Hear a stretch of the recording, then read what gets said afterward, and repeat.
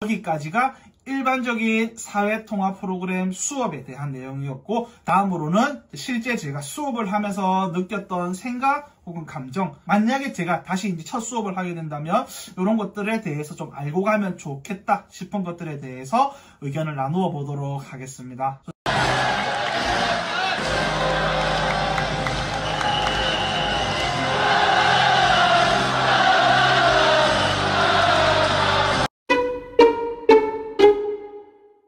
제가 교사가 되기 위해 준비하는 과정에서는 교사의 가장 중요한 것이 뭐냐? 그럼 잘 가르치는 것이라고 저는 생각을 했고, 여전히 그렇게 생각하고 있습니다. 하지만 이제 현실적으로 학생들을 가르치는 일을 하다 보니 제가 몰랐던 것이 행정적인 측면을 무시해서는 안 될 것 같습니다. 다만 사회통합 프로그램 같은 경우는 글쎄요, 제가 모르겠습니다. 제가 모든 사회통합 프로그램 거점 기간의 수업을 다 해본 것이 아니라서, 예를 들어 규정으로는 출석 체크를 10분 단위로 해야 된다고 그럽니다. 하지만 현실적으로 이제 수업을 하고 있는데 10분 단위로 출석 체크를 하면은 수업을 해보신 선생님들 아실 거예요. 10분 단위로 수업 체크를 하면 내 수업을 진행할 수 있겠습니까? 예를 들어 늦게 들어온 학생들보다 먼저 온 학생들에게 더 수업을 좋게 하고 싶은데 수업 올 때마다 체크를 하고 있으면 수업 진행이 안 되잖아요. 저 같은 경우는 이제 수업을 하고 있는데, 특히나 초반에는 학생들도 이 거리를 잘 모르고, 멀리서 오는 학생들은 잘 모르니까 수업 좀 안녕하세요, 뭐 밥 먹었어요, 이름이 누구예요? 하다 보면 또 오고 20분 이후에 온 사람은 전원 결석 처리해라, 그런 규정도 없거든요. 지각을 하면 몇 분 지각인지, 조퇴를 하면 몇 분 조퇴를 해야 되는지 다 꼼꼼하게 적어야 되기 때문에 이런 것들은 이제 경험이 있으신 거점기간 선생님들인가 다른 동료 교원들과 의견을 맞추어서 유도리 있게 잘 진행을 하셔야 될 것 같습니다. 소시넷을 통해서 출결 관리를 할 때는 서두에도 말했지만 저장이 아닌 보고를 꼭 하시도록 해야 되고, 자세한 사항 어떻게 출결 체크를 할 것인가, 이런 것들은 이제 거점 기간 혹은 해당 수업 기간의 경력자 선생님들과 많은 의견을 주고받으면서 상황에 맞게 좋은 방안을 찾아서 하면 되겠지만, 사회통합 프로그램은 다른 어학당에 비해서는 행정 업무가 거의 없습니다. 시험 문제 출제 같은 경우도 강사가 하는 것이 아니니까 시험 감독만 하면 되는 것이고, 학습자가 정말 다양합니다. 이는 국적의 다양성뿐만 아니라 학습자 수준의 다양성도 나타납니다. 아니, 그러면 방금 제가 단계 평가라는 게 있다고 그랬잖아요. 그래서 그 평가를 해서 그 단계에 맞게 배치를 했는데 그 안에서도 상당히 많은 차이의 수준이 납니다. 저도 처음에는 불만이 있었어요. 아니, 이거 사전평가 한다고 했으면 평가했잖아. 그런데도 왜 이렇게 학습자 내에서 큰 차이 수준이 나는 거야? 기초반이면 자모반인데 이미 한국에서 한 10년 사신 분들이 오기도 합니다. 저 사람들은 기초가 아닌데 왜 오는 걸까? 사전평가가 뭐 의미가 있는 건가? 실제로 제 수업 시간에 제가 기초반 수업을 할 때 한국에서 15년 정도 사신 일본인 아주머니가 오셨어요. 한국말 정말 잘합니다. 왜 여기 왔냐 그러니까 한국어를 좀 하는 것 같긴 한데 기초부터 차근차근 하고 싶어서 왔다는 분들도 계셨고, 이게 또 법적인 절차 때문에 비자 연장과 관련해서 수업을 들어야 돼서 피치 못하게 오신 분들, 한국어 정말 잘합니다. 그런 분들, 부산 사투리 저보다 더 잘 써요. 억양도 정말 잘 쓰는데 그런 분들도 기초반에 오시고, 우리 국민들 세금으로 무료로 수업을 해줘야 되나 싶을 정도로 학습자의 국적 다양한 것뿐만이 아니라 수준도 엄청 다양합니다. 한 단계 안에서도 수준이 정말 다양해요. 이런 의문을 가지고 있었는데 얼마 전에 사전평가 구술시험 면접관 가보니까 왜 그런지 어느 정도는 이해를 할 수 있었습니다. 가장 큰 첫 번째 문제는 사전평가는 OMR 카드로 시험을 치게 되는데, 우리 같은 한국인들이야 OMR에 적응이 잘 되어 있잖아요. 하지만 제가 실제 시험 감독을 들어가 보니까 OMR은 한국인들만 잘 아는 것 같아요. 외국인들 입장에서 낯선 것 같아요. 그래서 그분들 한국어 정말 잘하고 똑똑하고 잘 알지만 OMR 하는 방식에 대해서 잘 몰라가지고 당황해가지고, 한국에 5년 6년 사셨지만 OMR 카드를 볼 일이 거의 없잖아요. 그래서 OMR 카드 마킹 실수가 엄청 많았고, 답에서는 올바른 것을 고르시오, 한국 사람 입장에서는 올바른 것을 고르시오 하면 하나 정도 고를 것 같은데 뭐 2개, 3개 골라란 말이 없으면은, 하지만 어떤 분들은 2개 다 답이 맞는 것 같으니까 2개 체크하신 분들도 있고, 그런 OMR에 익숙하지 못해서 좋은 점수를 못 받아서 기초 단계로 배정되시는 분도 정말 많았을 것 같습니다. 그리고 말하기 평가라는 것도 평가의 뭐 타당도도 중요하지만 객관성도 중요하고 실용성도 중요하기 때문에, 말하기 평가 같은 경우는 학생들이 잘 모르면 내가 말을 힌트를 주고 스캐폴딩이면 학생들이 대답할 거 알아요. 뻔히 보이지만 안 주는 것이 맞는 것 같아요. 그래서 이런 출입국 관리소 직원들은 그런 거 말하지 않고, 예를 들어 조선 방문 신화에 대해서 이야기하세요 하면은 알면은 말하는 거고 모르면 못하는 거지, 그 이상의 뭐 도움을 힌트를 주지 않아요. 그것이 맞는 것 같습니다. 제한된 시간 내에 말해야 되고, 그 학생 한두 명 하는 것이 아니고 몇천 명의 학생을 제한된 시간에 해야 되기 때문에 공정하게 그 외에 말을 할 필요는 없는 것 같기 때문에, 저 학생이 만약에 조금 더 힌트를 주고 하면 알 수 있지만 내가 줄 필요는 없는 것 같아요. 시험의 객관성을 위해서. 그러다 보니까 잘 알고 있는 학생도 그 시험 순간에 너무너무 긴장을 해서 못한 학생들은 낮은 단계로 배정이 될 수도 있다고 생각이 되었습니다. 언어 능력, 외적인 외부 환경에 의해서 시험 환경에 너무 긴장한 학생들, 그리고 아마 평소에 한국어 선생님들에게 듣는 발화와 출입국 관리소 직원들이 쓰는 한국어는 철저하게 다릅니다. 그래서 알고 있지만 발화를 다르게 해버리니까, 똑같이 우리도 영어 수업 같은 경우도 쉬운 교과서에 있는 영어 단어와 신문에 쓰이는 영어 단어가 다르잖아요. 그런 단어들을 써버리면 모르는 것처럼, 그래서 이런 학습 수준이 많이 나는 학생들에 대해서 저는 처음에 그 학생들이 너무 시시하지 않을까, 재미없어 하지 않을까 이런 걱정을 했는데, 오히려 재밌었던 것은 수업 시간에 그런 학생을 선생님의 보조교사로 사용하면 정말 좋아요. 동료 장학이라 그러죠. 동료끼리, 저는 이제 수업 주어진 시간 내에 진도를 나가야 되는데 모르는 학생이 있으면은 그 학생 좀 알려주고 싶잖아요. 그러다 보면 내 수업 진도를 못 나가니까 옆에 있는 잘하는 학생한테, 특히나 출신 국적이 같은 학생이 있으면 출신 국적이 달라도 더 재미있어요. 그렇게 동료 장학을 통해서 학습 수준이 높은 학생은 선생님의 보조 선생님으로 활용하는 것도 정말 좋은 방안이 되는 것 같습니다. 저도 깜짝 놀랐던 것이, 기존의 사회통합 프로그램 책은 비공식적으로 모국어로 번역된 책이 있습니다. 제가 본 것만 해도 최소한 영어, 중국어, 베트남어에 한해서는 아마 신교재도 조금 있으면 모두 나올 거예요. 아마 그들의 커뮤니티에서 공유되고 있는 것 같은데, 사회통합 프로그램 교재를 그들의 모국어 버전으로 번역된 책은 반드시 존재합니다. 그래서 이에 대해서는 학생들에게 물어봐서, 그래서 요거는 선생님들의 판단인 것 같은데, 저는 모국어로 된 책이 있으면 봐도 괜찮다고 생각을 합니다.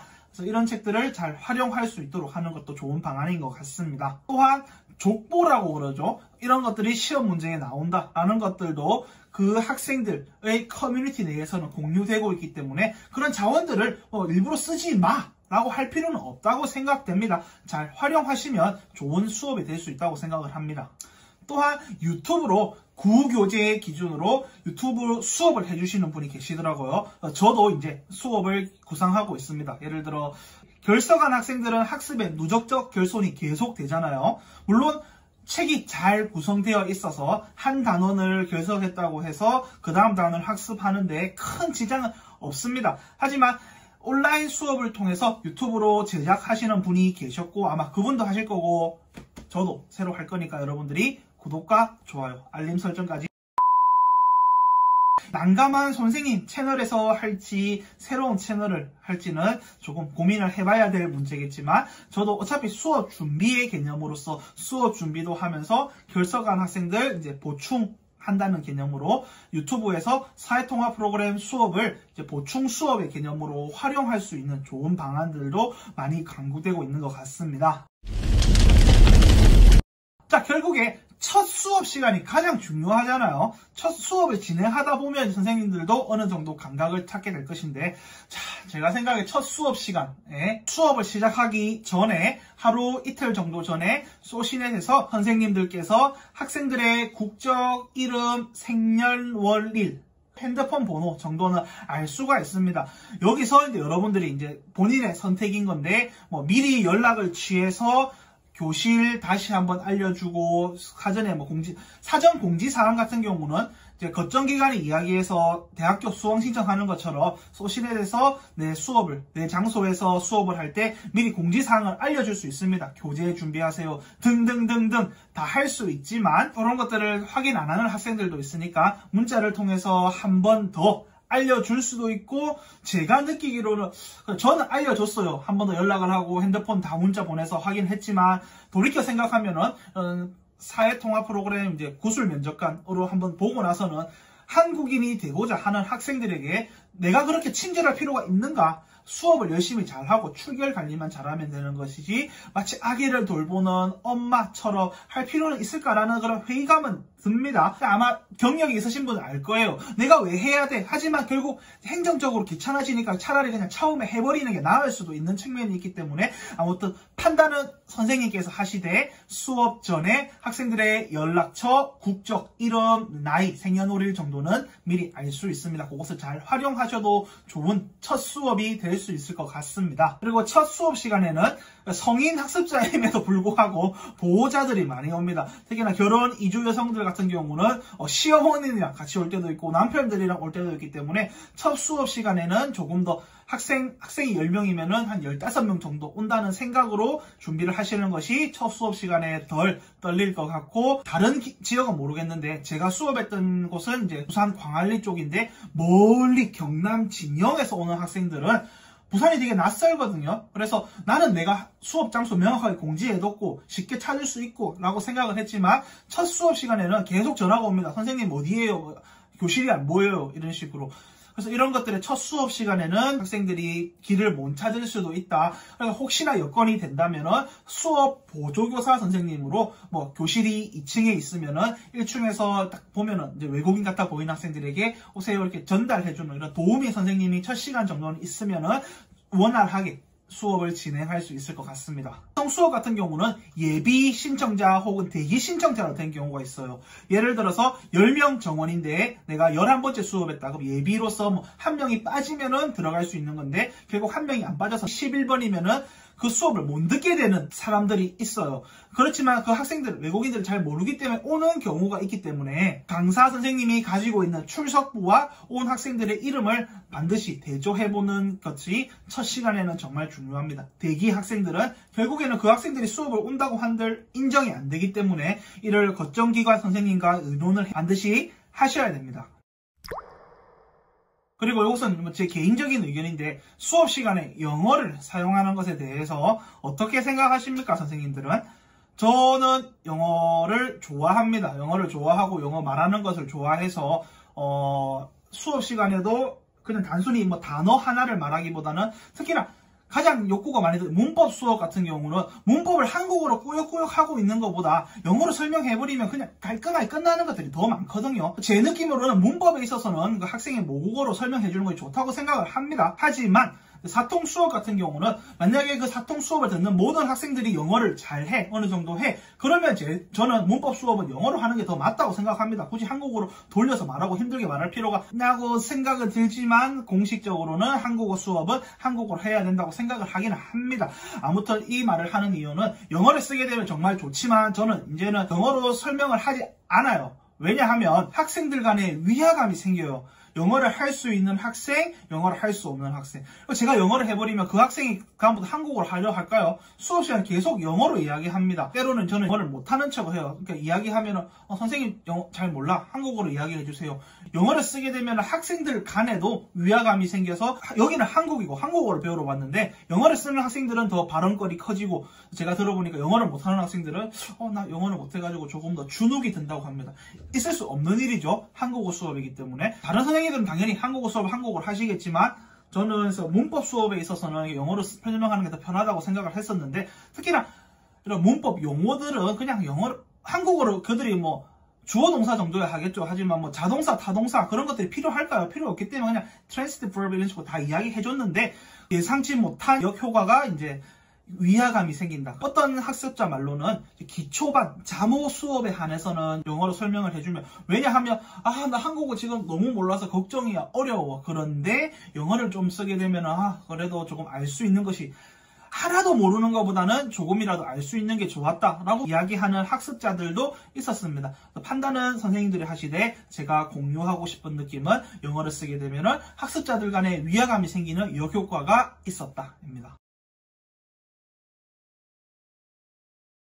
평가 측면에서 여러분들은 좋은 선생님이 어떤 선생님이 좋은 선생님이라고 생각을 하십니까? 정답은 없습니다. 제가 생각하기에 좋은 선생님은 사회통합 프로그램에 있어서는 혹은 토픽 시험에 있어서는 시험을 합격시키는 원하는 점수를 받게 하는 선생님이 가장 좋은 선생님이라고 생각을 합니다. 통해서 그러기 위해서는 제가 하나 팁을 드리고 싶은 것은 기존 교재에서도 그랬고 새 교재에서도 10과와 19과에 복습이라는 과가 있습니다. 그 과는 1과에서 9과까지 한 내용을 10과에서 복습을 하게 됩니다. 거기 시험 문제가 대놓고 있는 거예요. 첫 수업 시간에 막 멀리서 오고 잘 모르고 하잖아요. 그래서 제가 수업을 잘 진행할 수 없는 상황이 대부분인 것 같아요. 그래서 학생들에게 10과, 19과에 시험 문제가 있다라고 이야기를 합니다. 그럼 그거 풀고 있으면 되잖아요. 그게 다 책에 나오는 내용이니까. 그래서 제가 느끼기로 조금 더 학생들에게 평가에게 좋은 점수를 받기 위해서는 평가 문항에 익숙해지는 것이 가장 좋은 것인데 공식적으로 문제가 책에 있잖아요. 그래서 10과와 19과를 잘 활용하면은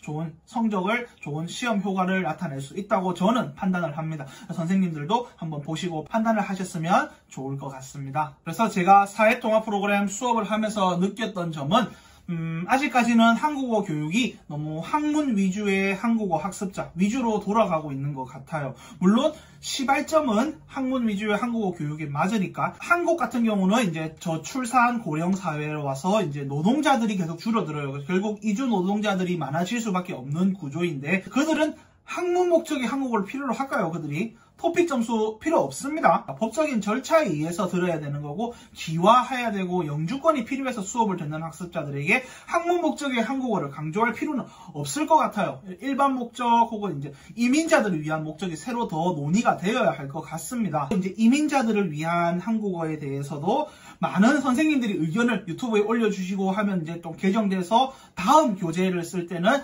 조금 더 이제 이민자들을 고려한 지금 새로 나온 책이 이민자 고려 안 했다는 거 아닙니다. 하지만 제 느낌으로는 너무 학문 위주의 한국어 위주로 가는 것이 아닌가. 일반 목적 혹은 이민자. 그리고 또 제가 이번 학기에는 이제 탈북자들의 자 혹은 세터민, 공식적으로는 탈북 과정이라고 그러니까 탈북 과정 학생들을 가르치면 그들은 학문 목적일까요? 원어민들과 같이 살아요. 초등학교에 같이 살기 때문에. 그런 실생활 목적의 한국어 등등 다양하게 한국어 교육 목적이 논의가 되었으면 좋겠습니다. 한국어가 학문 목적만 있는 것은 아니다. 특히나 이민자 같은 경우는 우리가 준비를 해야 되는 것 같습니다. 이민자들은 점점 더 늘어날걸요. 하지만 그들을 학문 목적의 한국어의 피교육자로만 보는 것이 옳은 것인가 하는 생각은 제가 항상 수업을 하면서도 들었습니다. 이상으로 영상을 마치도록 하겠습니다. 혹시 제 영상을 보고 틀린 정보 혹은 궁금한 정보, 더 알고 싶은 정보가 있으면 제발 댓글을 남겨주시면 성심성의껏 1분 아니고 하루 이내에 반드시 댓글을 드리도록 하겠습니다. 혹은 사회통합 프로그램 하고 계신 선생님들께서도 다양한 의견이 논의가 되고 하면은 좀 더 나은 사통 수업이 진행될 수 있을 것이라고 생각합니다. 시청해주셔서 감사합니다.